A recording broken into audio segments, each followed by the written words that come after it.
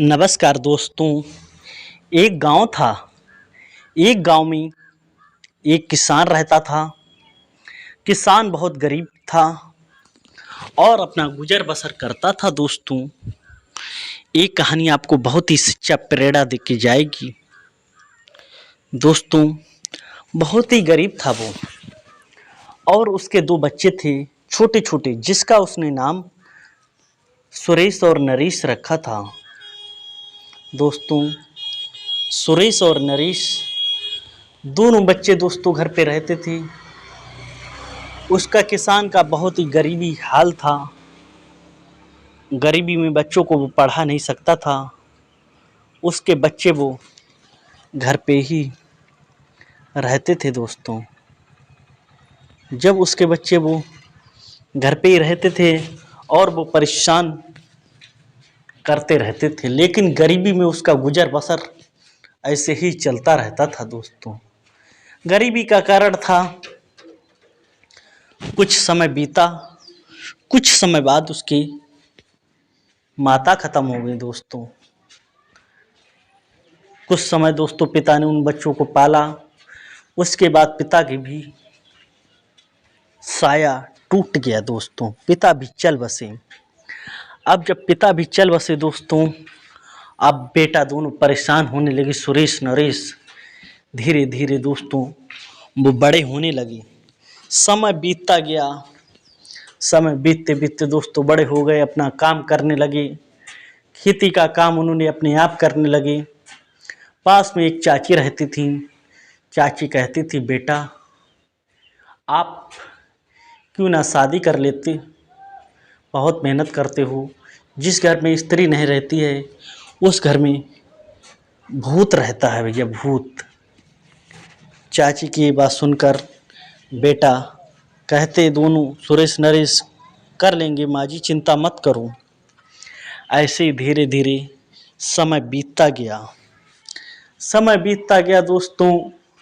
एक समय की बात है, दोनों लोग गांव से बाहर मेला जुड़ा था, दशहरा का मेला देखने गए। दोस्तों, मेले में उन्होंने खूब मिष्ठान खाए, चाट पकौड़ी बर्फी वगैरह खाई। शाम को उन्हें अंधेरा हो गया। शाम को जब अंधेरा हो गया दोस्तों, जब वो अपने मेले से घर के लिए लौट रहे थे, रास्ते में वो क्या देख रहे हैं कि जहाँ इस रास्ता में कोई आता जाता नहीं था, उस रास्ते से वो निकल रहे थे। उस रास्ते में एक औरत थी, वो रो रही थी, सुसक सुसक कर सिसकियां भर रही थी।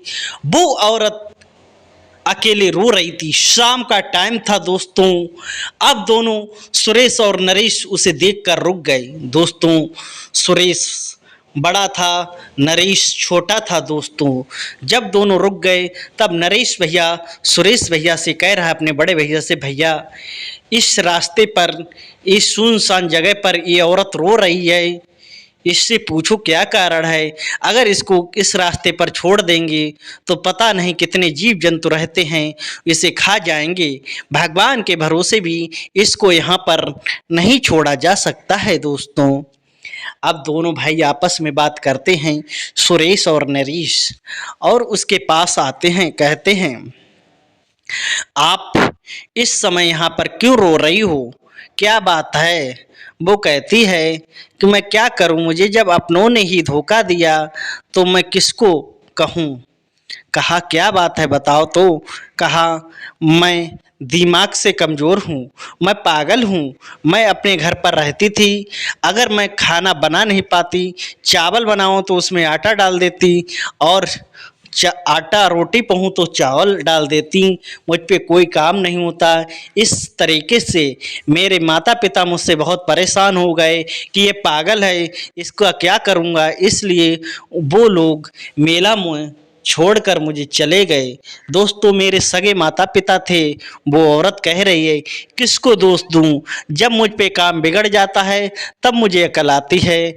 जब मैं यहाँ पर शाम इंतजार कर, मुझे नहीं पता था कि मुझे मेले में छोड़ जाएंगे।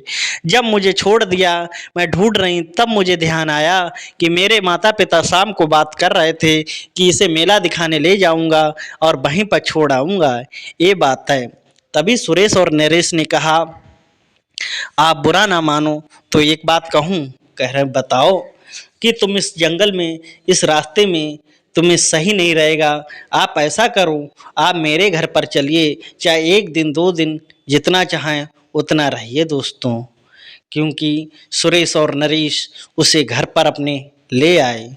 वो इतनी दोस्तों खूबसूरत थी। कहते हैं जिसमें दोष होता है, जो पागल होता है, उनमें कुछ भगवान अलग से कुदरत करिश्मा करता है दोस्तों। वो घर पर रहती थी आराम से, तो उसने कहा कि अकेले ऐसे सही नहीं।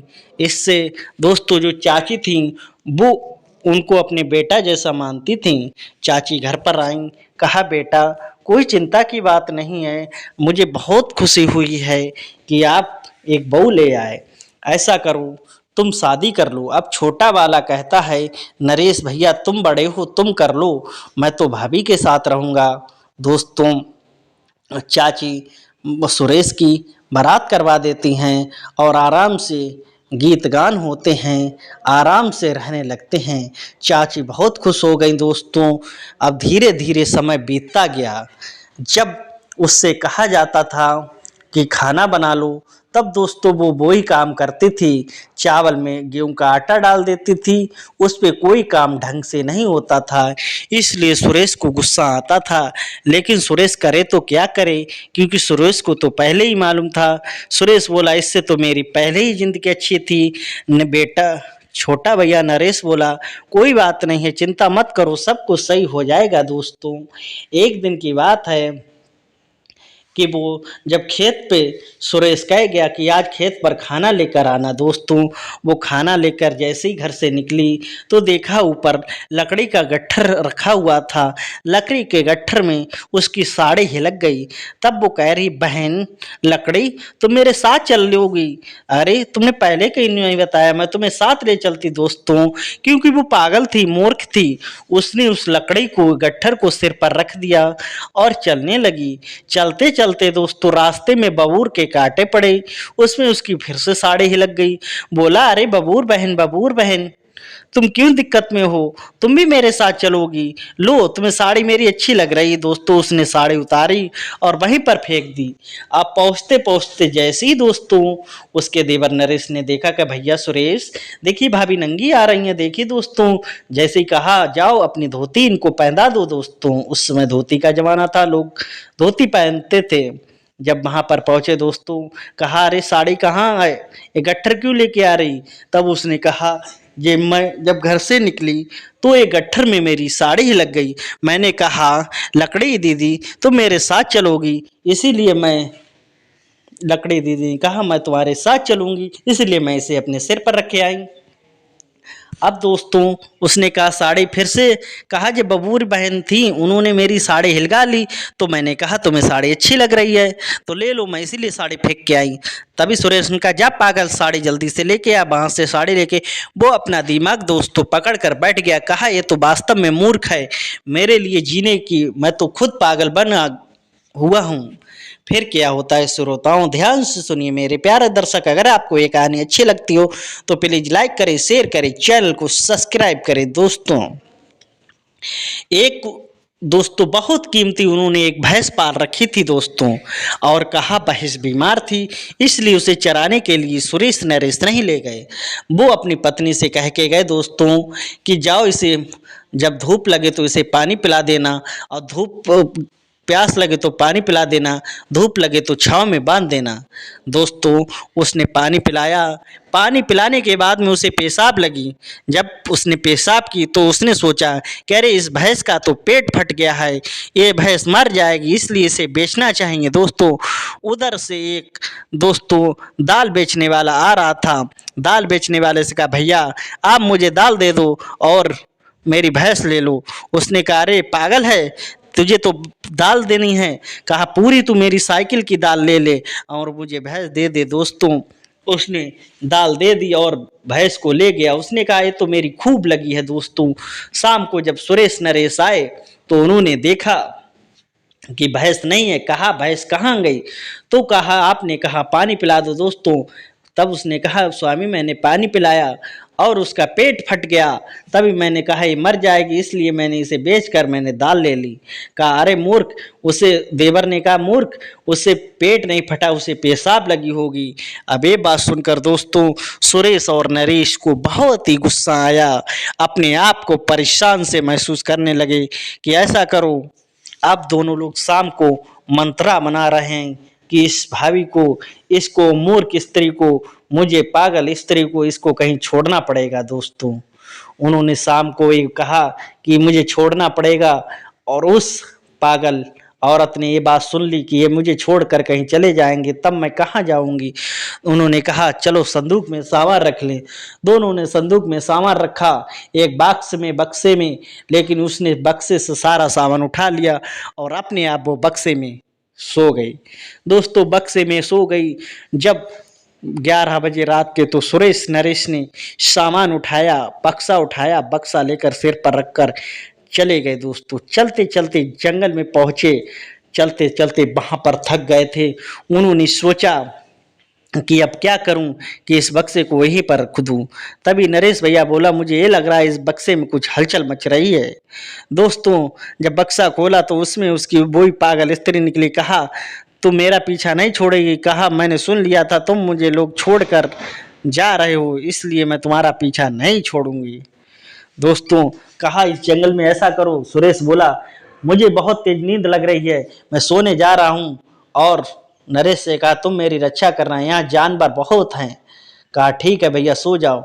उधर बड़ा भैया सो गया, लेकिन वो स्त्री नहीं सोई। उसे पता था कि अगर मैं सो गई तो ये लोग मुझे छोड़कर चले जाएंगे। श्रोताओं ध्यान से सुनिए अब कि उसने सोचा कि ये मुझे छोड़ के चले जाएंगे।